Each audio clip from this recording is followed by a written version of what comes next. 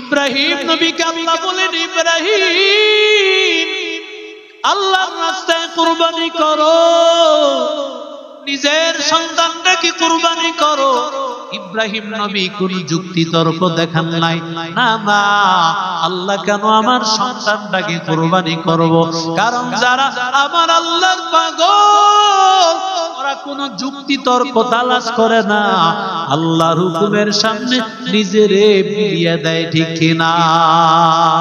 মুসলমানি বুয়াত করদান হাদা ইনানে গুরবতস্তে খাজাদান গর্ব সুরাত আদমি সামুদে আহমদো জানহা মেক সামুদে আদমিরা আদমিয়ত লাজমাস উদরাগর বুনা বাশদ হাই জামা।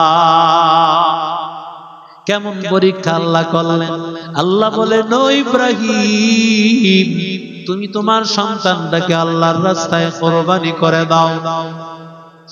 ইব্রাহিম এই স্বপ্ন দেখার পর কোন আল্লাহর রাস্তায় কিছুই নাই, কিছুই বলেন না। ইব্রাহিম নবী দৌড়াইয়া আল্লাহর কাছে হাজির, দৌড়াইয়া ইব্রাহিম নবী তার স্ত্রী হাজেরার কাছে হাজির, আসিয়া বলে, ও বিবি আমার সন্তানটারে সাজাইয়া দাও, সন্তানটারে সাজাইয়া দাও, সন্তানটারে নিয়া কোন এক জায়গায় আমি ঘাস কাটবো, একটা কাঁচি দিয়া দাও, একটু দড়ি দিয়া দাও।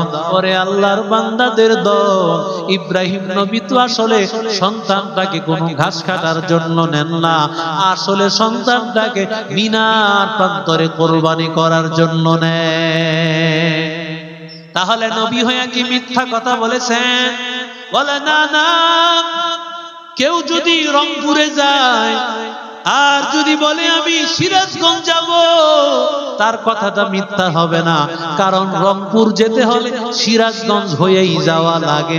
ওরে আল্লাহর বান্দার দল, পয়গম্বর ইব্রাহিম নবী যদিও মিনার প্রান্তরে যাবেন, কিন্তু যাওয়ার আগে তিনি ঘাস কেটে যাবেন, এজন্য ইব্রাহিম নবীকে মিথ্যাবাদী বলা যাবে না।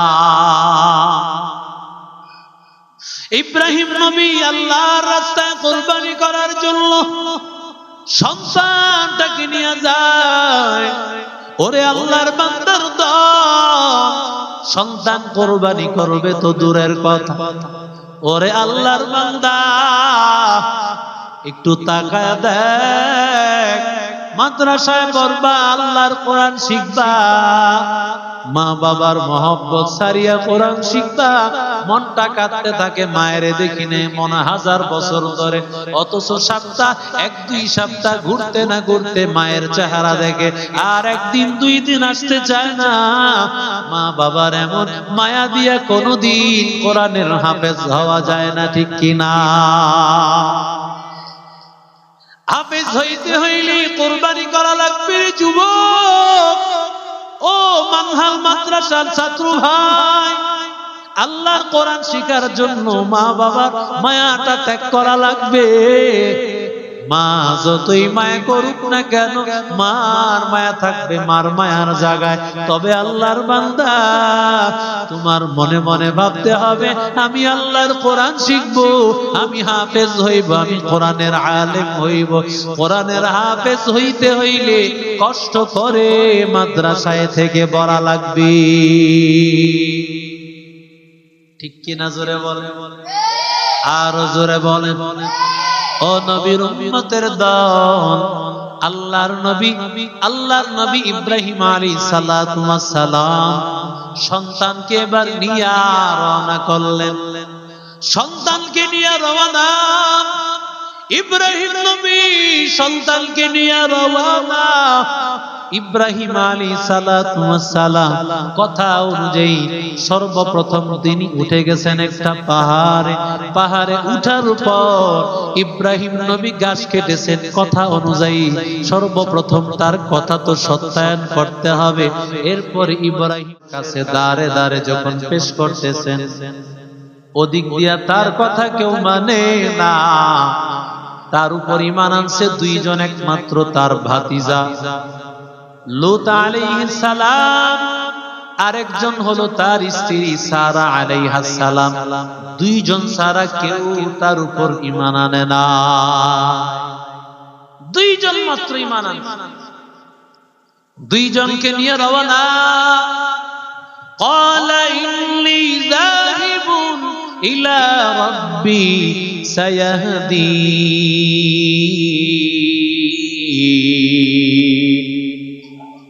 ইব্রাহিম নবী বলেন আমি আল্লাহর কাছে যাব। ইব্রাহিম আলাইহিস সালাম বলেন আমি আমার রবের কাছে যাব, রাস্তা আমাকে দেখাই দিবেন আমার রব। ইব্রাহিম নবী তার স্ত্রী নিয়ে রওনা। ইব্রাহিম আলাইহিস সালাম যখন রওনা করলেন, যাইতে যাইতে ইব্রাহিম নবী গিয়া মিশরে গিয়া ঢুকছেন। কোথায়?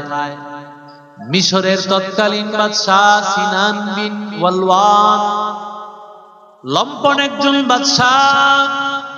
কোন সুন্দরী নারী আগমন যদি শুনতে পাই, ওই সুন্দরী নারীর সাথে ঘর রাত্রি যাপন করা ছাড়া, তার সাথে ঘর যাপন করা ছাড়া সেই নারীকে যাইতে দিত না। তারই অভ্যাস ছিল। তো সারা আলাইহাস সালাম সাধারণ সুন্দরী না, সবচেয়ে বিশ্ব সুন্দরী। বিশ্ব সুন্দরী আসছে, খবরটা চলে গেছে বাদশার কাছে।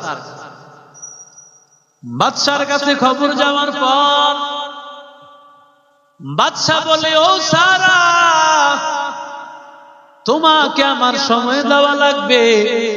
ওদিক দিয়া ইব্রাহিম নবী, ইব্রাহিম পয়গম্বর, ইব্রাহিম নবী শিখায় দিল, সারা যখন তুমি যাইবা, ইব্রাহিম যখন তুমি ফেরাউনের কাছে যাইবা, ফেরাউনের কাছে যাওয়ার পর ফেরাউনের কাছে গিয়া বলবা আমি তোমার ভাই।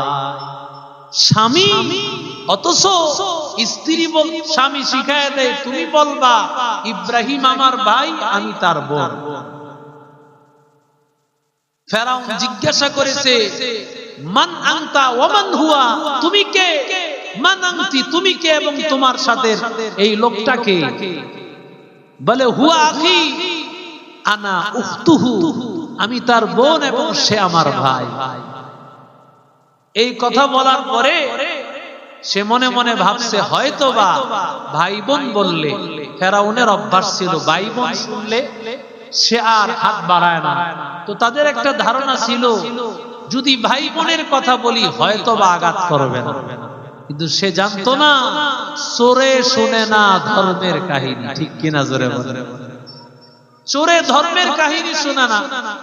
সে মনে করছে যাই হোক, ভাই হোক বোন হোক, আমি তাকে ছাড়বো না। দেখেন না বর্তমান সমাজে কত ঘটনা হয়, নিজের বাবা তার মেয়ের সাথে, নিজের ভাই বোনের সাথে একসাথে এই ধরনের একেবারে কুরুচিপূর্ণ, একেবারে হায়ওয়ান জানোয়ারের মতো আচরণ বর্তমান সমাজে আছে না নাই?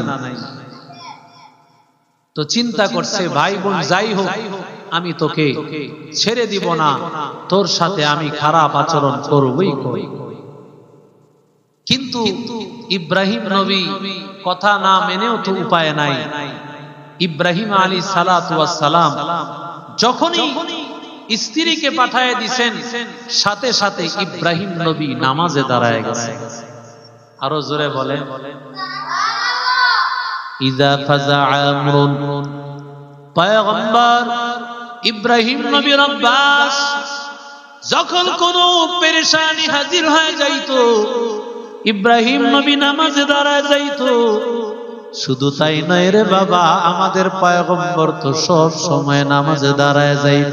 যখনই কোনো পেরেশান, যখনই কোনো সমস্যা, তখনই সাথে সাথে আমার নবী নামাজে দাঁড়ায় যাইতো।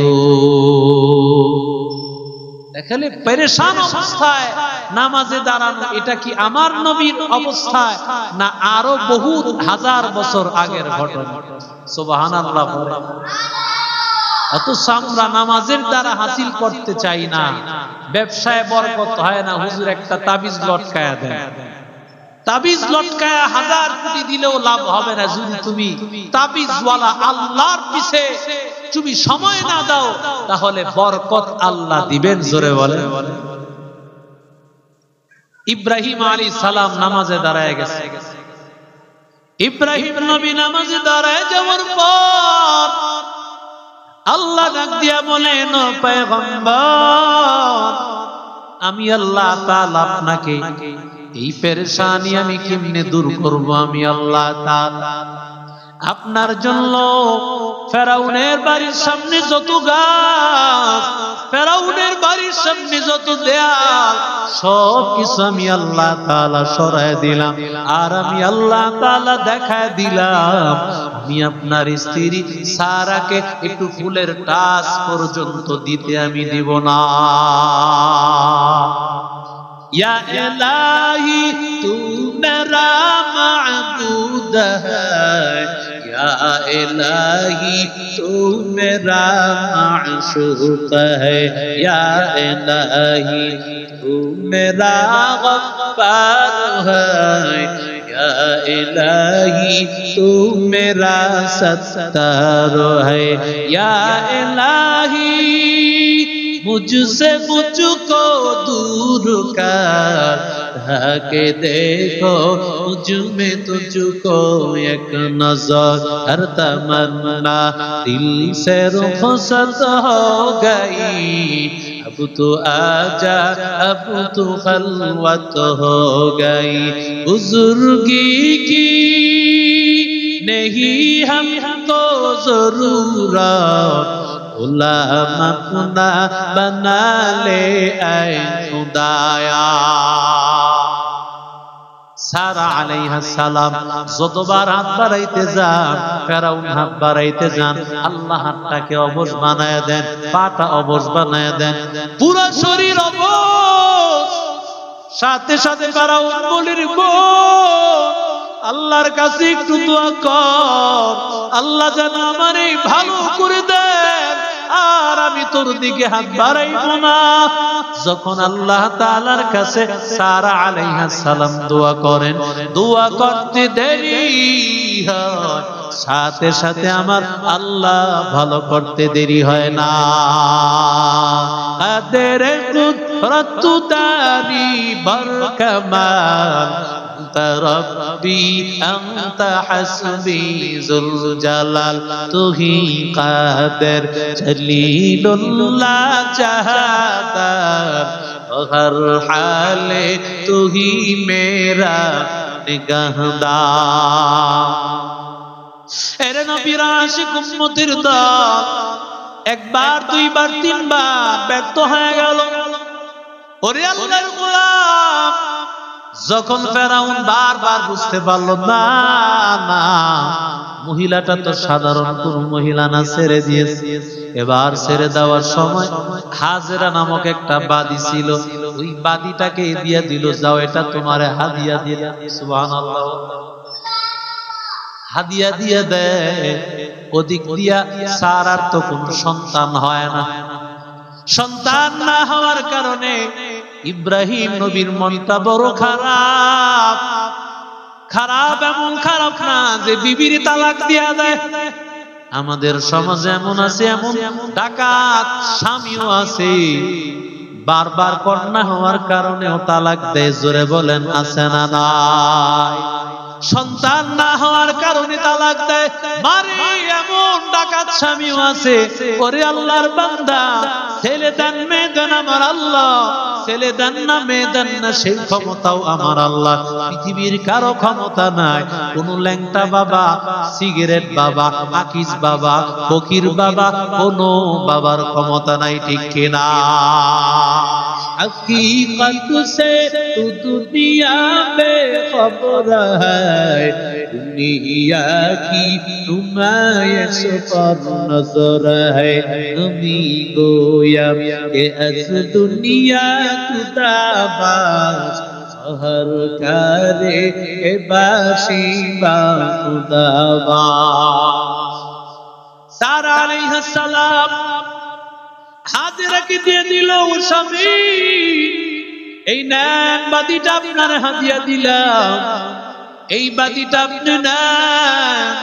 সন্তান হয় না গো স্বামী, আল্লাহ যদি একটা সন্তান দেয় এই বাদীটা আপনারে হাদিয়া দিলাম। ওরে আল্লাহর বান্দা, বাদীটাকে তিনি বিবাহ করে ফেললেন। আল্লাহর কুদরত, সন্তান হয় না, সন্তান হয় না। ৮৬ বছর পর্যন্ত দোয়া করলেন ইব্রাহিম নবী, রব্বি হাবলি মিনাস সলিহিন।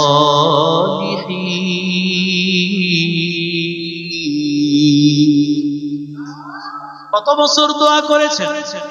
৮৬ বছর। ৮৬ বছর পরে গিয়া ইব্রাহিম নবীর দোয়া আল্লাহ কবুল করলেন। সন্তান হয়ে গেল ইসমাঈল। ইসমাঈল আলাইহিস সালাতু ওয়াস সালাম হওয়ার পর এবার সারার মাথা খারাপ হয়ে গেছে। কি নাই তেজি গরম খাওন পেয়ে গেল। হে সুবহানাল্লাহ। এত বছরের সংসার, একটা সন্তান হইল না, মাত্র বিয়া করায় দিলাম, সন্তান হয়ে গেছে।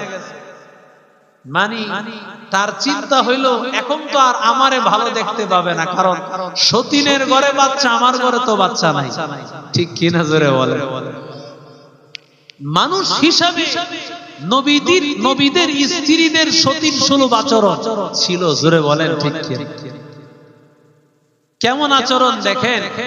হযরত সারা আলাইহিস সালাম তিনি সাথে সাথে বলছেন, আমি তোর কানের মধ্যে বড় লোহা দিয়া ছিদ্র কইরা লোহার আংটা পরায় দিব তোর কানে। সুবহানাল্লাহ। কি কয়? লোহা দিয়া ছিদ্র কইরা কানে, এই লোহার মধ্যে লোহার আংটা পরায় দিব। এই কসম করছে। এই কসম করার পর স্বামী ইব্রাহিম নবীর কাছে হাজির।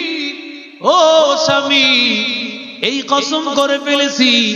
স্বামী ডাক দিয়া বলে, কেন এমন কসম করলা? এই কসম কেন করেছো? কসমের তো এবার বদলা দিতে হবে, কিভাবে কসম পূরণ করবা? যাও যাও। ইব্রাহিম নবী ডাক দিয়া বলেন, এবার হাজেরা কানের মধ্যে ছোট্ট একটা লোহা দিয়া ছিদ্র করিয়া ছোট্ট একটা লোহার আংটা পরায় দিবেন, কানের জিনিস হয়ে গেছে। সুবহানাল্লাহ। আরো জোরে বলো। কানের জিনিস মহিলাদের সুন্দর না খারাপ? কথা বলেন, সুন্দর না খারাপ? আরো জোরে বলো। কানের জিনিস পরলে বড় সুন্দর। কানের জিনিস পরছে, এবার দেখতে বড় সুন্দর দেখা যায়। সারা কয়, আমি চিন্তা করেছি যেন খারাপ হয়, এখন আরো সুন্দর দেখা যায়। সুবহানাল্লাহ। আরো সুন্দর দেখা যায়। এবার যখন চিন্তা করেছে, বলে আমি তোর পায়ের মধ্যে লোহা দিয়া শিকল পরায় দিব। আল্লাহর কসম, তোমার পায়ের মধ্যে লোহা দিয়া শিকল পরায় দিব। এই কসম যখন করেছে, ইব্রাহিম নবী বলেন, কেন এমন কসম করলা? যাও যাও, এবার কসমের বদলা কিভাবে দিতে হবে? পায়ের মধ্যে একটা হালকা লোহা জাতীয় একটা নূপুরের মতো বানায় দিয়েছে। এবার নূপুর পরলে মা বোনদেরকে সুন্দর দেখা যায় না খারাপ দেখা যায়? আরো জোরে বলো। সারা কয়, চাইলাম কি হইল নাকি? সুবহানাল্লাহ বলে। সারা বলছে, আমি চাইছি কি হইল নাকি? সুন্দর দেখা যায়। কানে এখন দুল পড়ছে সুন্দর। তখন থেকে কানের দুল মহিলাদের, তখন থেকে পায়ের মধ্যে নূপুর শুরু হয়েছে। সুবহানাল্লাহ। আল্লাহ তাআলা ইসমাঈল আলাইহিস সালাতু ওয়াস সালাম, আল্লাহ সন্তান দান করছেন, ছোট্ট সন্তান। এই সন্তান আল্লাহ তাআলা দান করেছেন, মাত্র বয়স হয়েছে 6 বছর। জোরে বলেন, কয় বছর? 6 বছর মাত্র বয়স। 6 বছর বয়সে আল্লাহ তাআলা ইসমাঈল আলাইহিস সালাতু ওয়াস সালামকে, ইব্রাহিম নবীকে স্বপ্ন দেখাইছেন, ইব্রাহিম তুমি তোমার প্রিয় জিনিসটাকে আল্লাহর রাস্তায় কুরবানি করো। কোন জিনিসটা? জোরে বলো, কোন জিনিস? প্রিয় জিনিস। ইব্রাহিম নবী তিনি মনে করেছেন সম্পদ তো আল্লাহ তাআলার রাস্তায় দেওয়া, এটা প্রিয় জিনিস, তো তিনি 100 ওট আল্লাহর রাস্তায় কোরবানি করেছেন। সুবহানাল্লাহ। দ্বিতীয় রাত ইব্রাহিম নবী স্বপ্ন দেখেছেন। আল্লাহ বলেন, ও ইব্রাহিম নবী তোমার প্রিয় জিনিসটাকে কোরবানি দাও। ইব্রাহিম নবী দ্বিতীয় রাত স্বপ্ন দেখার পর ইব্রাহিম আলাইহিস সালাম এবার 100 ওট আল্লাহর রাস্তায় কোরবানি করে ফেললি। কিন্তু না, তৃতীয় রাত ইব্রাহিম নবী যখন আবার স্বপ্ন দেখলেন, এবার ইব্রাহিম নবী ডাক দিয়ে বলেন, ও আল্লাহর বান্দা, কি কোরবানি করতে হবে আপনি নিজেই বলে দেন না। আল্লাহর পক্ষ থেকে এবার অর্ডার, ও ইব্রাহিম নবী তোমার সন্তান ইসমাইলকে তুমি আল্লাহর রাস্তায় কোরবানি করে দাও। আরো জোরে বলেন, কেমন কোরবানি, কেমন আল্লাহর পরীক্ষা। ওয়া ইযিবতালা ইব্রাহিম রাব্বুহু বিকালিমাতিন ফাআতাম্মাহুন্না ক্বালা ইন্নী জাইলুকা লিন-নাসি ইমামা।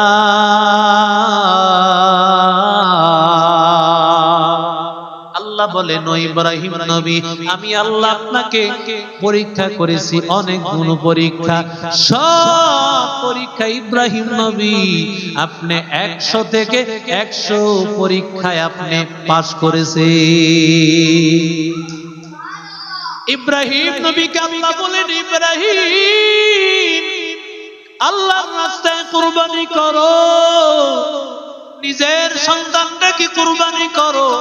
ইব্রাহিম নবী কোন যুক্তি তর্ক দেখান নাই, না না আল্লাহ কেন আমার সন্তানটাকে কুরবানি করব?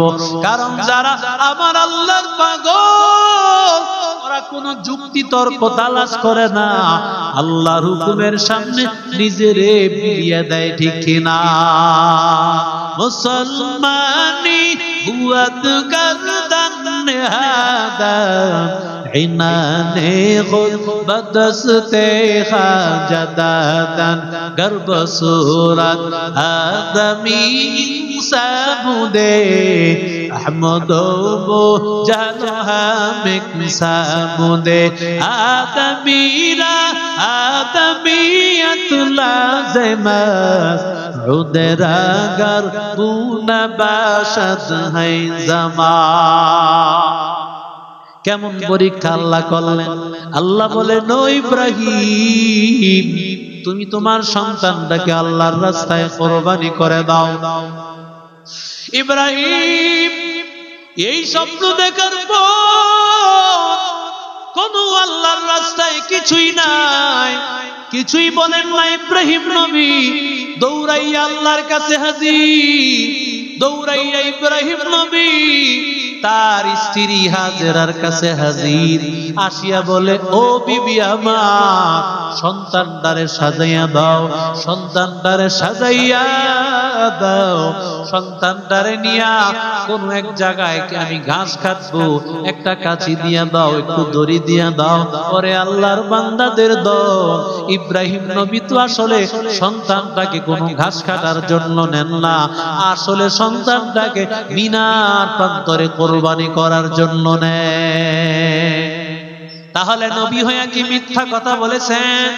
বলে না না, কেউ যদি রংপুরে যায় আর যদি বলে আমি সিরাজগঞ্জ যাব, তার কথাটা মিথ্যা হবে না, কারণ রংপুর যেতে হলে সিরাজগঞ্জ হয়েই যাওয়া লাগে। ওরে আল্লাহর বান্দার দল, পয়গম্বর ইব্রাহিম নবী যদিও মিনার প্রান্তরে যাবেন, কিন্তু যাওয়ার আগে তিনি ঘাস কেটে যাবেন, এজন্য ইব্রাহিম নবীকে মিথ্যাবাদী বলা যাবে না। ইব্রাহিম নবী আল্লাহর রাস্তায় কুরবানি করার জন্য সন্তানটাকে নিয়ে যায়।